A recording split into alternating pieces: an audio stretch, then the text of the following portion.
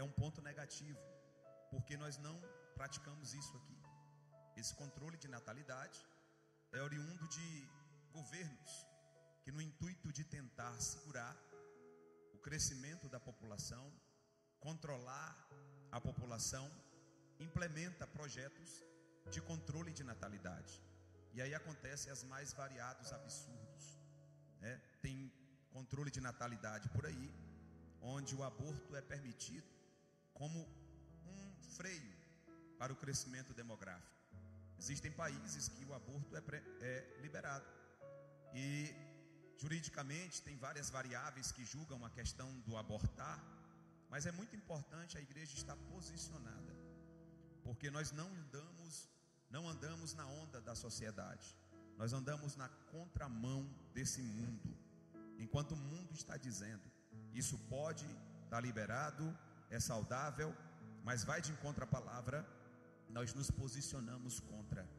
Nós dizemos, nós não fazemos isso. Inventaram um negócio chamado politicamente correto. Esse termo é satânico, puramente satânico. O politicamente correto nada mais é do que a ideia de que verdades subjetivas sejam valorizadas e respeitadas em uma sociedade grande. Então cada povo tem sua verdade. Se eu tenho minha verdade, meu corpo é as minhas regras, eu mando em mim e eu decido o que fazer, no politicamente correto, isso deve ser respeitado. Na Bíblia, que não é um livro politicamente correto, é um livro de normas claras, não existe meu corpo, minhas regras. Não existe controle de natalidade como padrão de um governo tentando implementar e controlar as famílias. Amém, irmãos? Então nós não cremos nesse controle de natalidade baseado em planejamento familiar, oriundo de orientação política. Quem está entendendo? A política, o Estado, não tem nada a ver com a maneira como eu crio os meus filhos ou quantos filhos eu queira ter. Compreendeu isso? Todo Estado totalitário interfere na célula da família. Todo Estado totalitário, todo Estado nazista, todo Estado comunista tende a querer mexer no como você cria os seus filhos, tende a querer mexer em quantos filhos você pode ou quer ter. Então quando o Estado entra muito dentro da igreja, ou entra muito dentro das famílias, caracteriza-se um Estado comunista, socialista. Possivelmente a live cai a qualquer momento, porque não pode citar mais esses nomes, mas nós não podemos deixar de falar a verdade, irmãos. Tem gente por aí se adequando. Tem gente, eu já vi discussões onde crentes dizem assim: se aconteceu determinada coisa, o aborto está liberado. Preste bem atenção, o seu corpo é seu, mas o corpo da criança que está sendo gerado não é seu, é um corpo diferente dentro do seu corpo. Quem está entendendo? A lógica bíblica é essa. Mas pastor, o senhor não entende, foi um trauma, não foi planejado, nós não queríamos isso, aconteceu, e agora, como é no meu corpo, pela minha felicidade, eu vou tirar. Isso é antibíblico, irmãos. Não, de maneira nenhuma. Não é seu corpo, é um outro corpo dentro do seu corpo, é uma outra alma dentro de você, é outra vida que, portanto, tem direito à vida, tem direito a futuramente decisões, tem direito a nascer. Quem está entendendo? Amém? Então, o controle de natalidade, partindo do Estado para nós e do Estado para a igreja, é antibíblico. Diga comigo, é antibíblico. Amém? Mas o ponto de número 2 fala sobre o planejamento familiar. Isso é bom, isso é positivo. Amém? E aí eu quero chamar vocês para ler comigo aqui o texto do nosso autor da nossa lição. Eu vou contar até 3 e nós leremos juntos. 1, 2, 3. Diferente.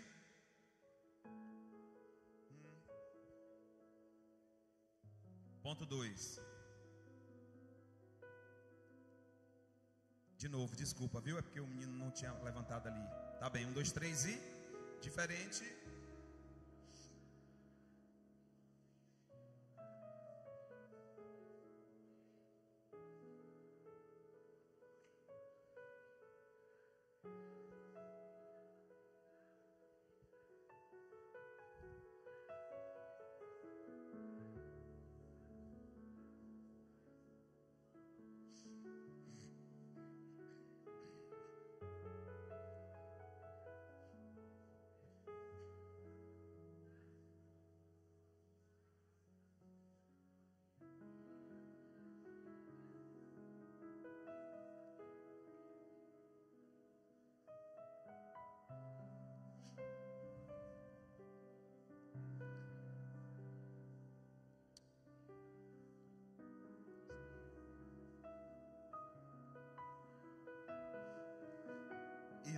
senso.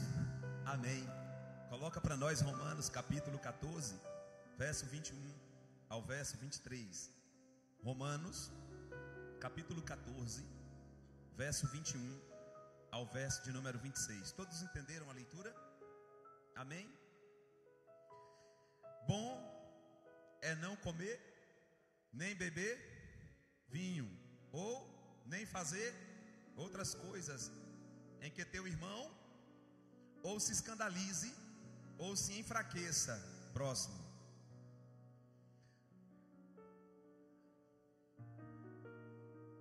Bem-aventurado aquele que não se condena a si mesmo naquilo que aprova.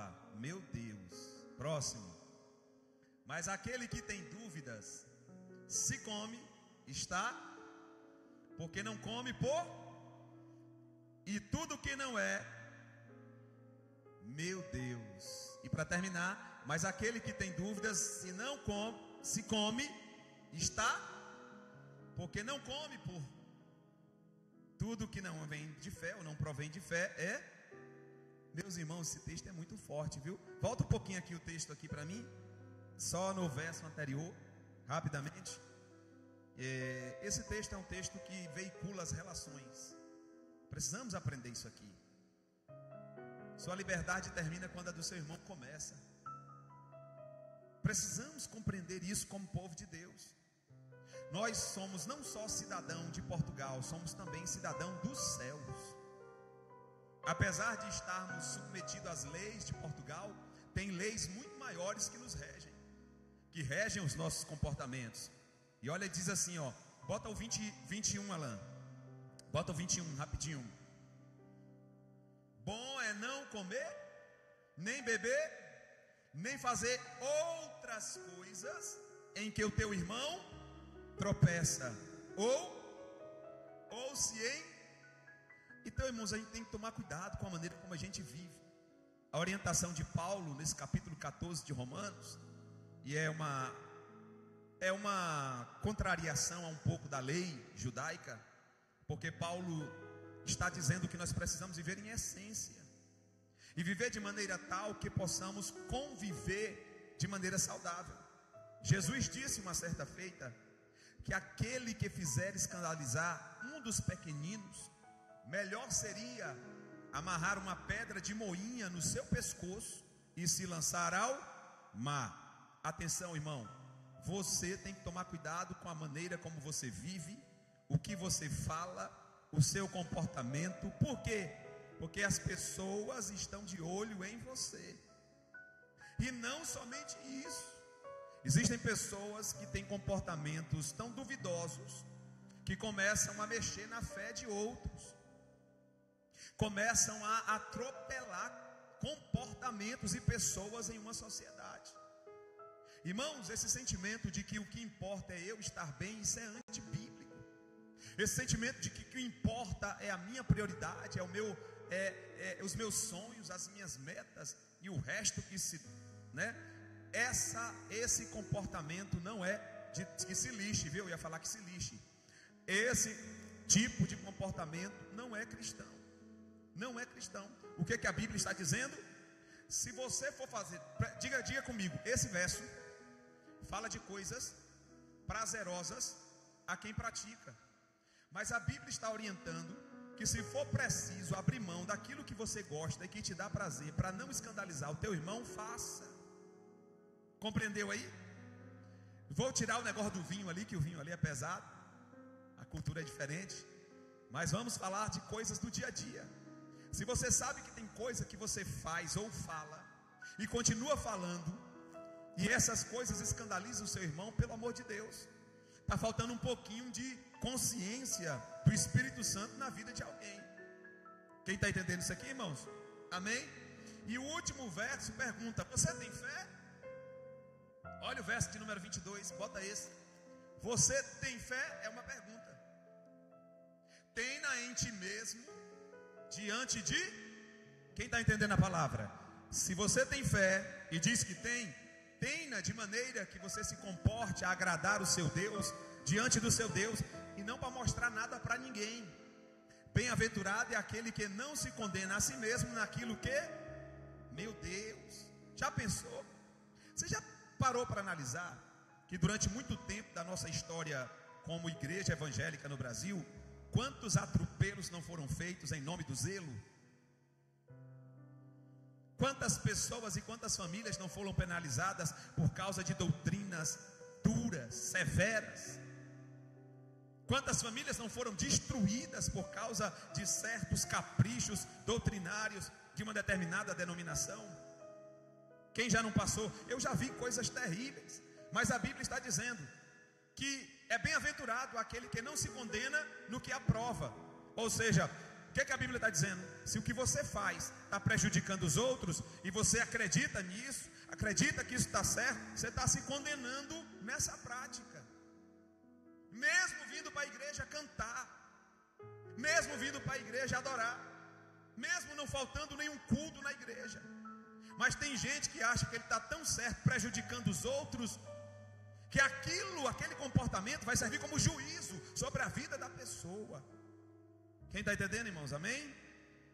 Então a Bíblia está nos dando algumas bases em Romanos 14, e está falando de comportamento no reino de Deus. Agora, voltando ao ponto aqui da nossa lição, que é o controle de natalidade programado. O que é isso? Nós lemos aqui que é quando o pai e a mãe têm a liberdade de escolher quando ter um filho, quando ter 2 filhos, ou o intervalo entre um filho e outro. Isso é importante, porque olha o que o autor diz, porque depende da sua programação. Você tem que avaliar a renda, tem que avaliar questões de moradia, tem que avaliar a alimentação, está na lição. E o que tem de crente fazendo as coisas de maneira atropelada, uma coisa aconteceu, o que aconteceu comigo e Camila, que mesmo ela se preservando ali, se precavendo, Tony veio. Não acontece isso às vezes? Eu tenho um amigo, acontece muito, muito. Eu tenho um amigo que chegou a fazer vasectomia. E depois de 10 anos, teve um filho. E ele ficou tão encucado com aquilo que ele foi no médico. E o médico disse: rapaz, sua vasectomia falhou. Voltou de novo o negócio, está repreendido. Então esse tipo de planejamento familiar, a igreja tem que fazer. E permitam-me um adendo aqui, irmãos. Comecem a programar os próximos 5 anos da vossa vida, porque Deus não vai programar por você. Eu sempre bato nessa tecla aqui. Tem muita gente hoje colhendo programações mal feitas ou não feitas há 5 anos atrás. Tem gente aqui que está colhendo fruto de programações que não foram feitas, que foram negligenciadas há 10 anos atrás. E às vezes agora a gente quer botar Deus na parede. Aí Deus diz assim: agora não, agora eu vou tratar, vou organizar um monte de coisa, porque você não programou. Diga comigo, os planos é do coração do homem, mas a resposta vem do... Essa frase eu sempre digo, ela é afirmativa. Deus está dizendo: planeje. Quem está entendendo? Amém? Quem vai planejar os próximos 5 anos? O que você vai conquistar? Onde você vai estar? Que nível você vai estar? O que você vai estar executando? Qual sonho você pretende conquistar? Compreende? Tem que estar muito claro na nossa mente os nossos próximos 5 anos. Uma vez eu fui numa palestra de um grande empreendedor. E eu fui porque o cara era um cara de resultado da minha cidade. E aí chegou um momento que ele disse assim: se eu der R$1 milhão a um irmão aqui de vocês, a um de vocês aqui hoje, muita gente que estava na palestra. Aí ele pegou uma pessoa aleatória e disse: se eu te der R$1 milhão hoje, você sabe o que fazer com isso? Fora pagar a conta, você sabe o que fazer com R$1 milhão? Você sabe como investir, como lidar com R$1 milhão? Se você não sabe, é exatamente por isso que você não tem. Compreenderam? Diga comigo: eu preciso planejar. Onde eu vou estar? Como eu... Isso tudo pode falhar, mas a Bíblia está dizendo: os planos são do coração do homem. Eu preciso pensar, calcular os meus próximos passos. Quem está entendendo? Quem tem plano em ficar na Europa, vai ficar no aluguel para sempre. Quem não está com plano de ficar na Europa, eu entendo. Quem tem plano de ficar na Europa vai ficar mais 20 anos no aluguel? Está faltando alguma coisa aí, não está? Está faltando algo de Deus aí? Não, tem nada a ver com Deus. Tem a ver com quem? Conosco. Quem planeja somos nós. Quem organiza é a gente. Quem estabelece metas e vê se é possível, se é mensurável e faz cálculos somos nós. Compreendeu, irmão? Repito, tem coisas que a vida nos sobretrai. Tem coisas que a vida nos pega de surpresa. Atenção, acontece ou não acontece? Por exemplo, alguém fez um planejamento, alguém usou de má fé, enganou a pessoa, e a pessoa perdeu tempo, diga tempo, que é dinheiro e é vida. Acontece, mas eu tenho que o tempo todo estar planejando. Amém? Diga comigo, a partir de hoje eu vou seguir o que esse cabecinha está falando. Eu vou pegar um papel e vou planejar o próximo mês, os próximos 12 meses, os próximos 2 anos, os próximos 3 anos, 4 anos e 5 anos. Os livros de empreendedorismo dizem isso, que você tem que planejar o que é realizável, não é sonhar. Eu conheço um bocado de sonhador. O que é um sonhador voador? É um cara que diz, eu vou ter um carro, mas não trabalha planejadamente, não tem nenhum plano, não tem nada de plano. Deus vai mandar. E eu digo para os mais jovens aqui, planeje rápido. E se for de errar, erre rápido. Nem demore errando, porque tem uns velhos aqui que estão errando há muito tempo, viu? É o da live, irmão, só na live lá. Aqui não tem esse negócio não. Aqui é só na live que tem esse povo que não planeja. Você vai pegar um papel, você vai planejar as ações, ou seja, você vai planejar o que você quer conquistar e as ações que precisam ser tomadas nos próximos anos. 1, 2, 3, 4, 5 anos. E eu te digo que no ruim você alcança 50% do que você planejou, mas você tem que planejar. Amém? Então as famílias é a mesma coisa. Irmãos, quanta gente está sofrendo porque tem mais filho do que o que pode sustentar. Eu, por exemplo, tenho quantas bocas aqui? Tenho quatro bocas, né? 5 comigo. E aí, meus irmãos, imagine. Aí Deus operou, a Alan está trabalhando, está entrando uma renda extra. Quem está entendendo? Então comece a planejar daqui para frente. E outra coisa, nós os mais velhos somos vítimas de outras vítimas. O que é isso, pastor? Nós somos vítimas de mau planejamento dos nossos pais. Tem gente aqui que foi vítima de uma forma tão absurda e terrível que não vale nem a pena falar. Mas não torne o seu filho uma vítima de você.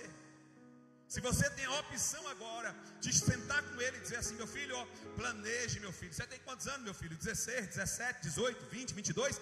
Planeje seu casamento. Não se desespere, não meta os pés pelas mãos.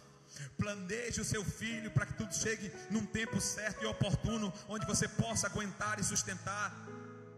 Tem gente não, que ele nem planeja, diz assim, fião, se tu casar, vem para cá para dentro. Depois vem fazer campanha. Diga comigo, quem casa, quer casa. Negócio de puxadinho, irmão, só funciona no Antigo Testamento e no tempo de Jesus, onde o menino, quando desposava a moça, noivava com a moça, ia para a casa do pai fazer um puxadinho. Isso não funciona aqui não. Só funciona quando a gente for arrebatado, que Jesus levar a noiva para morar na casa do pai. É só nesse sentido. Mas no século 21, na Europa, seu filhão vai voar. Voa, bichão. Estou dizendo para Alan, ei Alan, planeja. Quero nem saber, eu só quero comer churrasco. Então, irmãos, diga comigo, eu tenho que constantemente estar planejando, porque você não é uma folha seca. Uma folha seca no chão, o vento soprar, assim é aquele pobre pecador. Assim é a vida do homem sem Deus, pobre pecador, só pensa em pecar. Ei, irmão, diga assim: folha seca não, aqui não. Eu sou guiado pelo Espírito Santo. E esse Espírito Santo, ele é tão tremendo que ele já planejou tudo para nós. Já tem uma cidade, já tem um arrebatamento com data marcada, já tem um tribunal para reconhecer as obras, já tem o casamento da noiva com o noivo no céu. Está tudo planejado. Se Ele, que é Deus, planeja, por que eu, que sou filho de Deus, não planejo?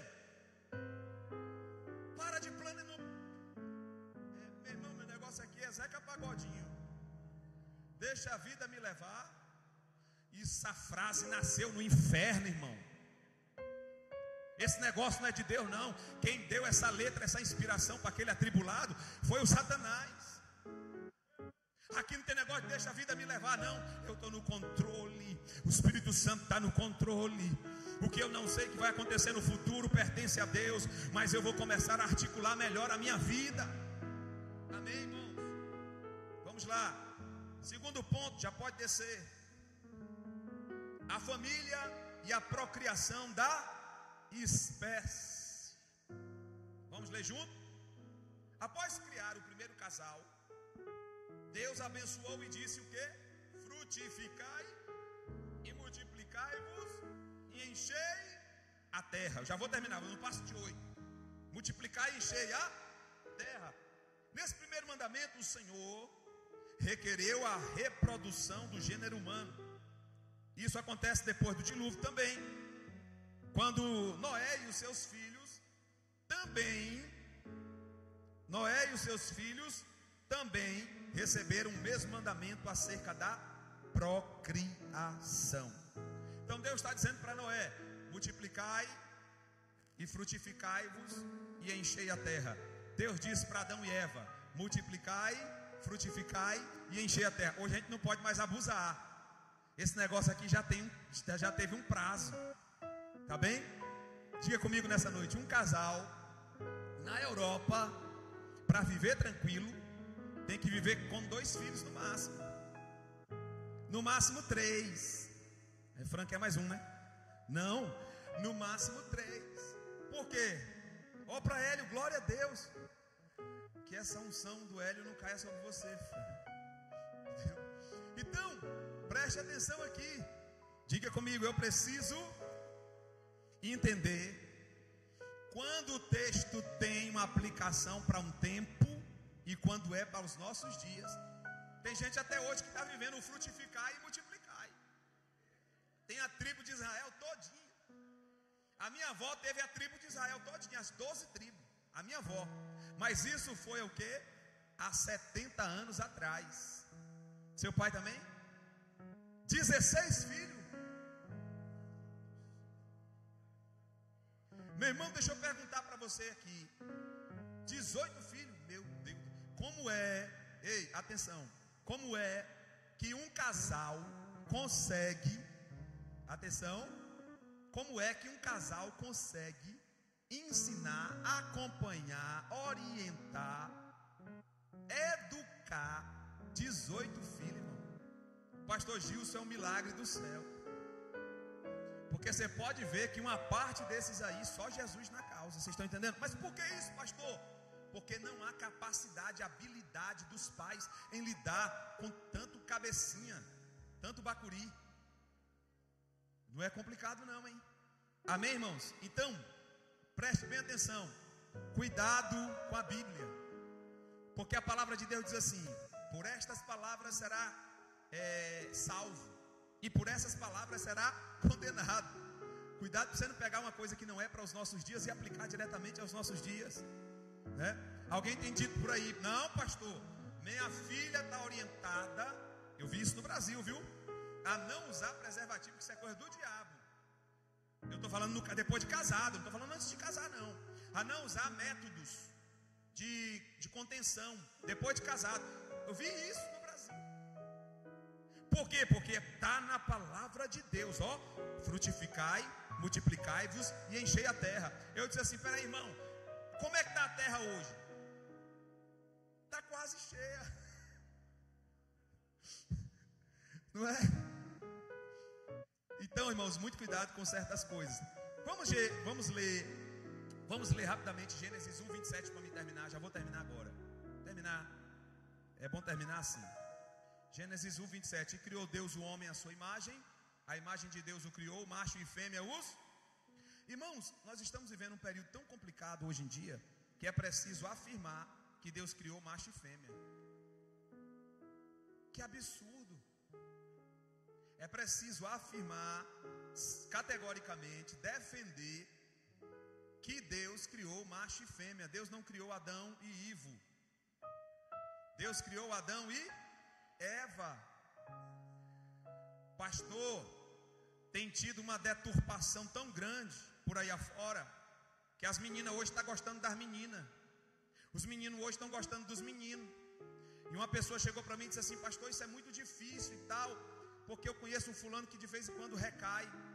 Aí eu cheguei para ele e disse assim: isso é tão difícil quanto lutar contra o adultério. O mesmo jeito que é difícil para mim ter que lutar contra a pornografia, adultério e outras coisas do gênero, fornicação, também é difícil a mesma coisa. A questão é que as pessoas criaram o tal do politicamente correto. Não, essa classe aqui é uma classe mais de louça. Não, o pecado é igual para todos, a luta é igual para todos. E se alguém, por algum problema, desvio de comportamento dos seus genitores, adquiriu esse tipo de comportamento, precisa lutar do mesmo jeito. Quem está entendendo, irmãos? A luta é a mesma. Então, Deus criou o homem conforme a sua imagem, segundo a sua semelhança. Ponto 2. Planejamento familiar no Antigo Testamento. Vamos para Gênesis 1, 26. Está aí o texto base para esse ponto. Procriar é uma determinação divina. Preste atenção. Deixa eu fazer uma pausa aqui rapidinho, que eu ia passar por cima disso. No ponto anterior, quando Deus falou com os filhos de Noé, quando eles desceram da arca, depois do dilúvio, Deus disse o quê? Espalhai-vos, frutificai, multiplicai-vos e enchei a terra. O que Deus diz? Olha os verbos: espalhar, frutificar, multiplicar. É verbo, é tudo verbo. O que os homens fizeram? Os homens se ajuntaram, quiseram construir uma torre para chegar no céu.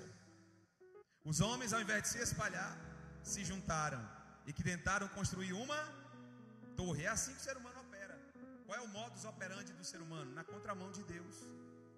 Deus diz uma coisa, eles fazem outra. E tudo que o ser humano sem Deus quer fazer e planeja é substituir a necessidade de Deus na vida dele.